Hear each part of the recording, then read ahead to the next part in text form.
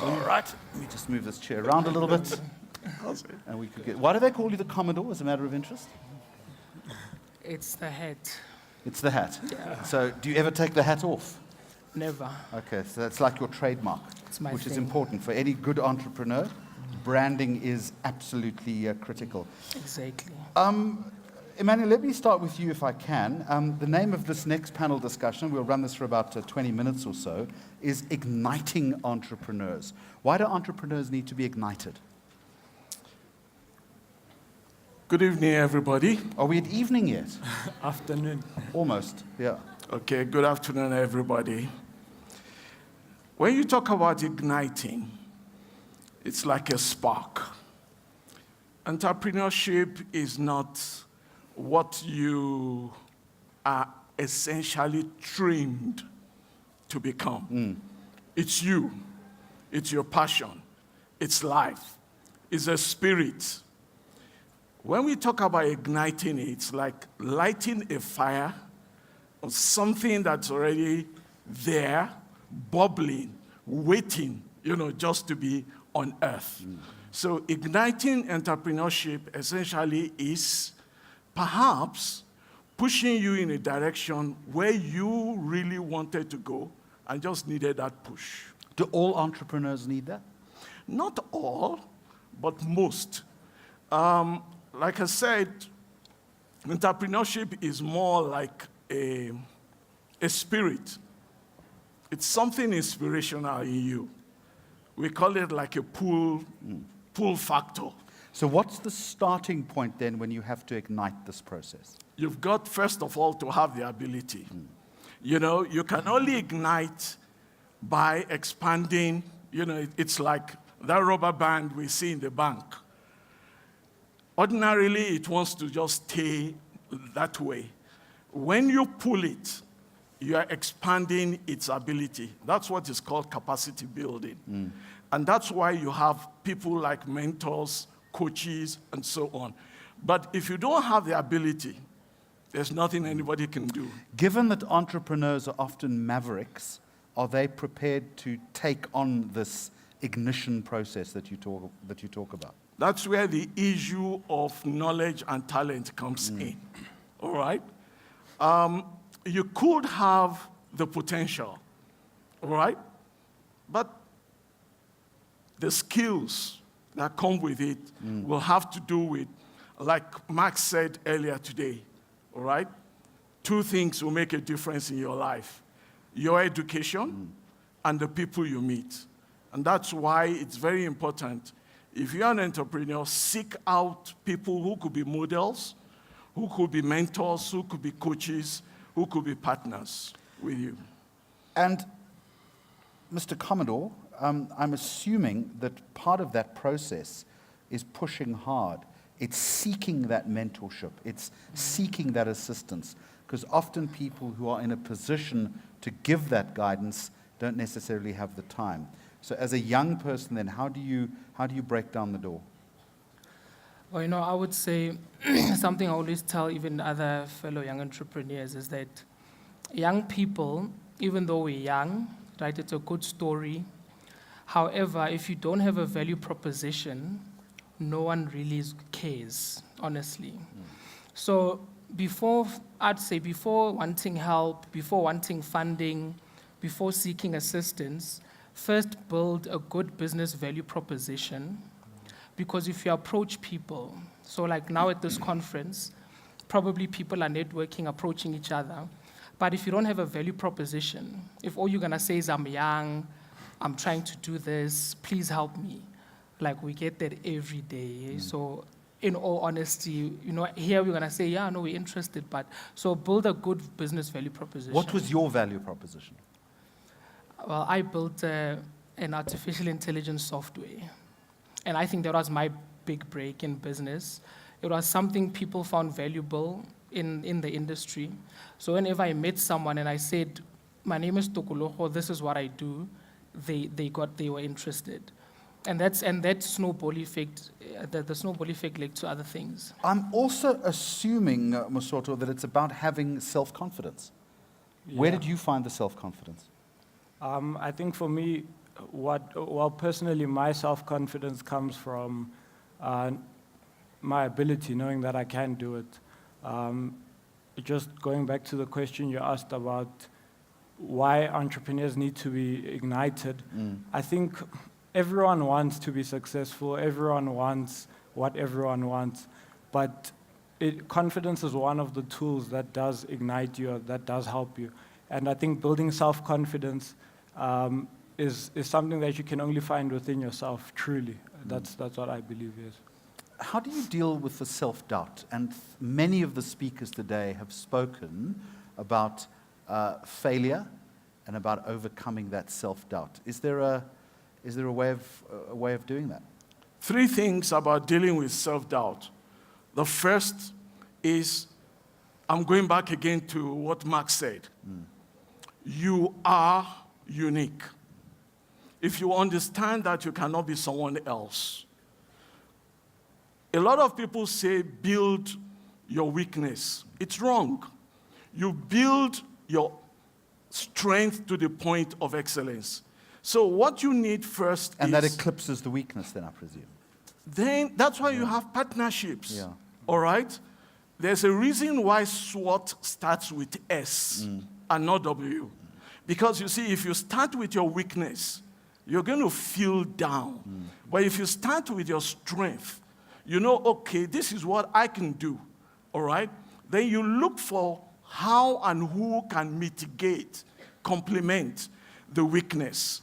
So the first thing in dealing with self-doubt is understanding your uniqueness. There's something you do better than anyone else on the surface of the earth. Identify it. What we call superstars today are people, or idols, are people that are doing things that we can't do. All right? Bill Gates can never rival Tiger Woods. Neither can Usain Bolt decide now to say he's going to be a Jack Callis. Each one of us, and I'm using sports, all right, it's the same thing in business.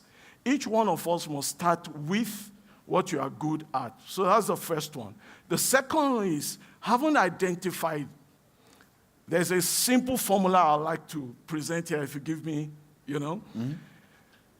Success is knowledge, and I call it unique knowledge, because I said that there's something you can do best. Unique knowledge plus increased capacity plus good attitude minus inhibition equals success. You've got to start with your knowledge. Then you've got to increase it, expand it, all right? But knowledge and capacity with bad attitude goes nowhere. Then inhibition is what if, supposing. How many of us have come across people that are doing things that, I thought of that, but you didn't do it. The idea came to you, but you say, will people buy? Then you see someone else doing it, and you say, you know what? I had that idea, but inhibition, all right? You deal with it. And then the third one, I go back also to the partnership, all right?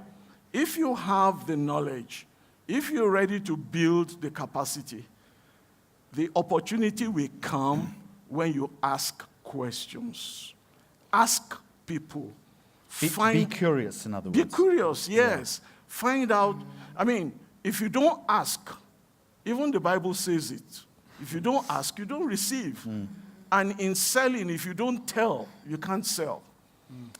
Of all of those, and I like the formula, and I think it's very clever, I would suggest to you that one of the most important things is knowledge. Yeah. So, Tokoloko, how did you develop your knowledge base as you pursued your dream?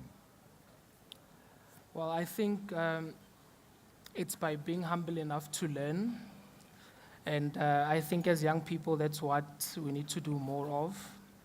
So I think young people today especially have too many answers instead of questions. So you meet, I mean, I even heard in this discussion people saying they have solutions that can solve the country's problems, you know, like all of them, which, you know, it's okay, but it's good to have that dream, but I think it's also... Got to be tempered with a bit of reality sometimes. Precisely. So I also think it's good to take the time to invest in reality and be humble enough to learn, always ask questions, and then move from there. However, it doesn't mean don't be ambitious, but just balance it. And I think that's what has worked for me. I think that is very apt, but I would also suggest, Masoto, that there is a line between humility on the one side and self-confidence on the other. Did you experience that as you developed your organization? Yeah, I did. I think in terms of knowledge also, it's very broad to say you should gain knowledge, but it's also important nowadays, we heard with the previous speakers, with everything that's going on digitally, it's very important to acquire specific knowledge. Knowledge that will help you in whatever you're trying to do. You've got to be very focused, in other words, in what kind of yeah. skills you're trying to acquire. So I was sitting at university studying computer information systems, and I today own a marketing company, do you understand? So I had to then go out of what I was studying and acquire that specific knowledge to implement into my business. Yeah. How did you do that? I dropped out of university, actually, with less than a year and a half to graduate. To focus specifically on acquiring marketing knowledge. Did you regret that? Not at all, because today that's what I offer as a premium service, you know, marketing knowledge. But it must have been a tough decision to make, though. For my parents, yes, not for me. How did they react? My mom my mom is actually here, so I guess she's supporting it. Yeah. Yeah. All right, that's important. So what I want to do now, folks, in the interest of time, I do want to open this up to the floor, but what I also want to say is you've got 3 books over here. Yeah. Just tell us about the book very quickly, and then I'll tell you what we're going to do. Okay, the book is titled 15 Pages, and I basically wanted to challenge the notion that you have to have a book of 300 pages to become an author. And like I said, it's also like bite-sized knowledge. So there's no stories about, oh, this is how I grew up. Straight to the point lessons that you can read and apply in your life. So, and in a book, if you read a book of 300 pages, what the average person takes out and is able to apply in their life lies in about 15 pages.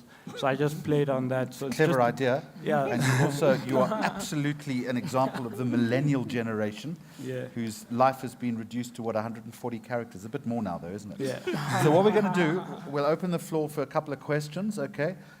If there's a really good question, I'm going to give a copy of that book away. I'm the sole judge, okay? I have appointed myself in that respect.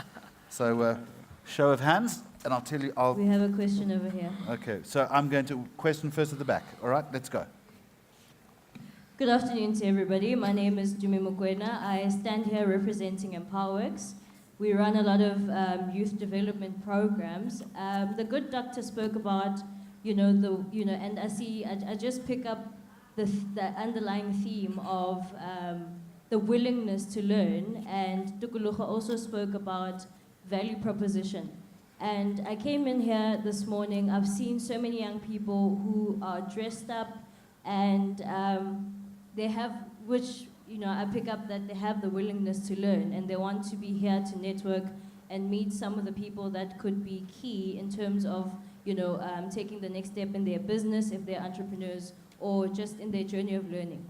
And with that commentary, my question is to any of the panelists really, what channels did you access? Because, that's my question, but, what I'm trying to supplement it with is this. There are many young people that are in the townships. Some of them took 3-4 taxis just to get here, and many are living under the poverty line. And I say this because we run youth development programs, so we know what most entrepreneurs go through. Now, what's disheartening is there are some entrepreneurs who do get on stage, who are panelists, who are speakers. I'm not saying in this conference particularly, but I've attended a lot of conventions, and they sell young people dreams. So what I want to ask you is what channels did you access that worked for you to a point that you're sitting on stage today and telling your story. Just Thank give you us very a much. give us a quick. When you say channels, what are you referring It to? could be a network, it could okay. be Gotcha. Okay, a mentor, cool. somebody that you had Go access first. to that helped you to get to where you are today. Okay, let's hear from you. I'll just give you an example with my book. So when I wanted to launch my book, I had no money to launch it, and my business was at like the very beginning stages. What I then did is I approached a 5-star hotel, and I told them, listen, I'd like to launch my book at your venue. And they said, okay, Musutu, it's going to cost you 50K. And I didn't have that 50K. Like the example you made, like most young people not having resources, not having money, or any of that sort, or a network to turn to. And then I said to them, okay, if I bring 15 recognized media personnel to my book launch, would you give me the venue, because that's marketing for them? And they said, sure, if you bring 15 people and we're going to be in the papers the next 2 weeks, then you can use our venue.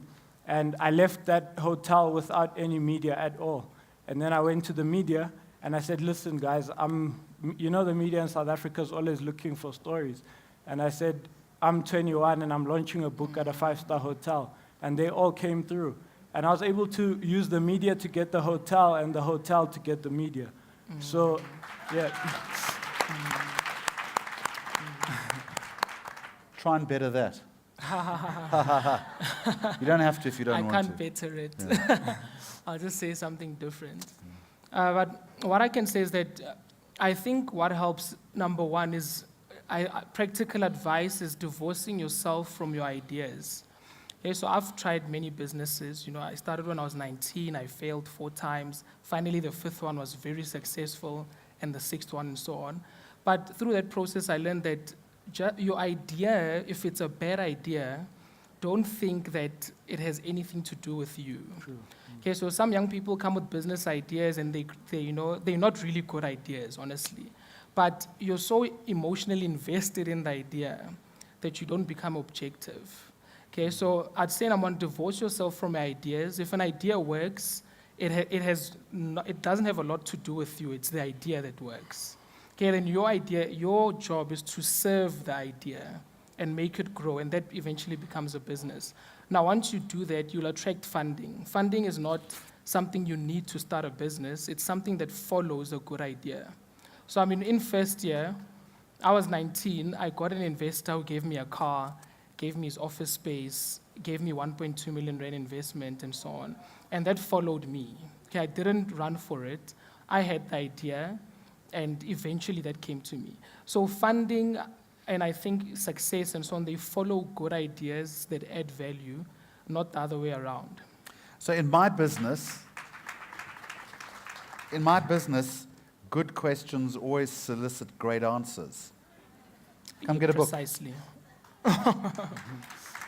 Okay. Just, if you can just come up, there we go, just pop onto stage. Anybody else? Where was there another, who's got the microphone? Another question? Over there we go. Let's, and it's a signed copy as well. Eh? There we go, nice question. Cut right to the point. It was a bit long-winded, but I'll forgive you. All right. Go, off you go.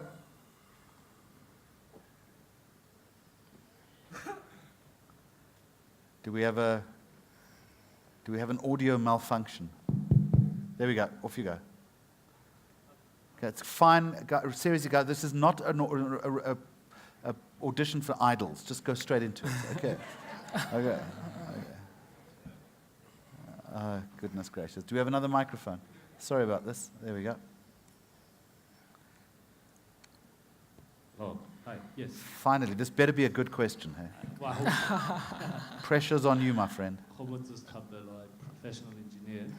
I think my question is directed to Musoto. He said something about quitting university.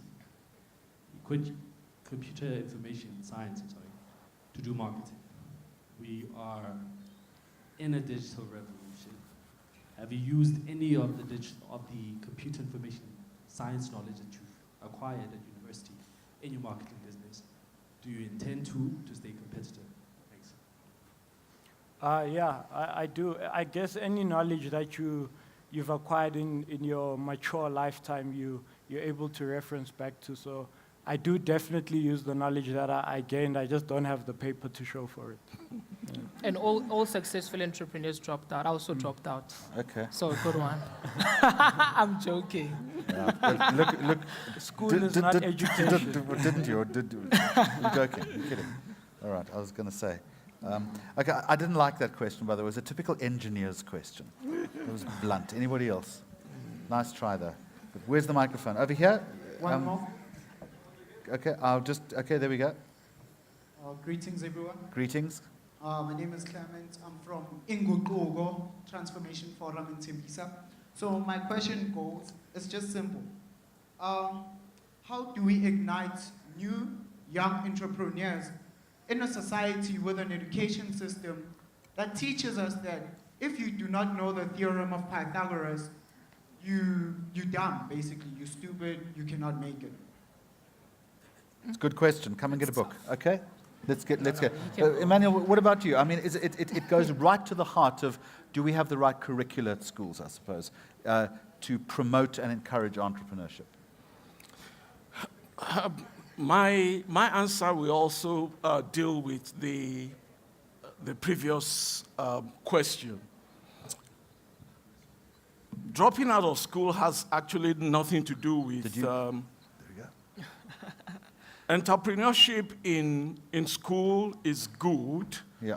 Perhaps it teaches you what I like to call the hardcore. But the software, all right, you've got to learn by yourself. Including Pythagoras' theorem. Yes. Should have concentrated. Now, there is no curriculum anywhere in the world. I mean, we're in the information age, data age now. You can download 10 steps to being a successful entrepreneur. It's as good as downloading 10 steps to flying a plane. All right? Get into the cockpit and fly the plane. It's a different ball game entirely. All right? So you can have access to the internet and so on, but it's a doing thing. And why I like to say this is you pick, I like formulas a lot because it's simple. DCO, desire, capacity, opportunity. The lady spoke about people in townships. What she's talking about is opportunity. If you see somebody carrying weights and building muscles, all right, just for fun, somebody is going to notice him and say, I think you could be a good boxer, or you could be a good wrestler. Develop yourself in the area where you desire to be used.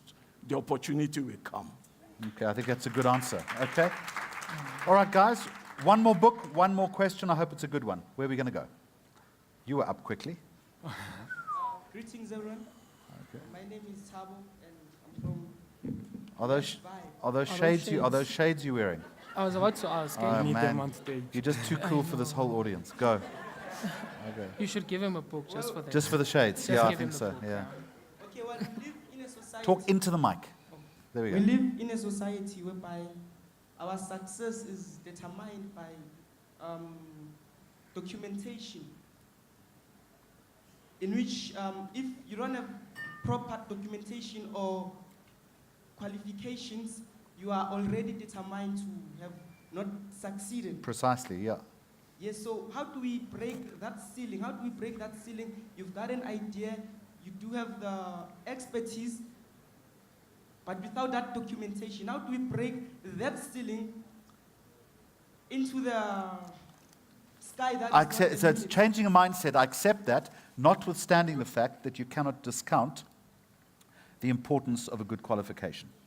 Please understand that. That's important. I think that's the point, Emmanuel, that you were making. So let's conclude with this then. Have you felt prejudiced? It's a good question. Come in the book. But And take for the the shades off. Have you felt prejudiced in any way because, or put it to you, because you didn't have the qualification? Okay. There we go. Go well.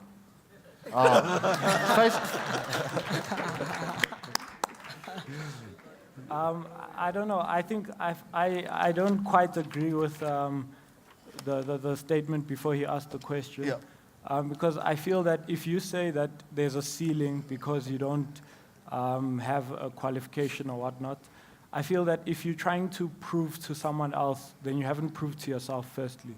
Right. So I haven't really experienced any prejudice because even if I had the degree, I'd have no one to show it to. Yeah. Yeah. Yeah, that's a good answer. It's a good answer, yeah. I'd probably answer it in two ways. I'd say, firstly, a professor with a bad business idea still has a bad business idea.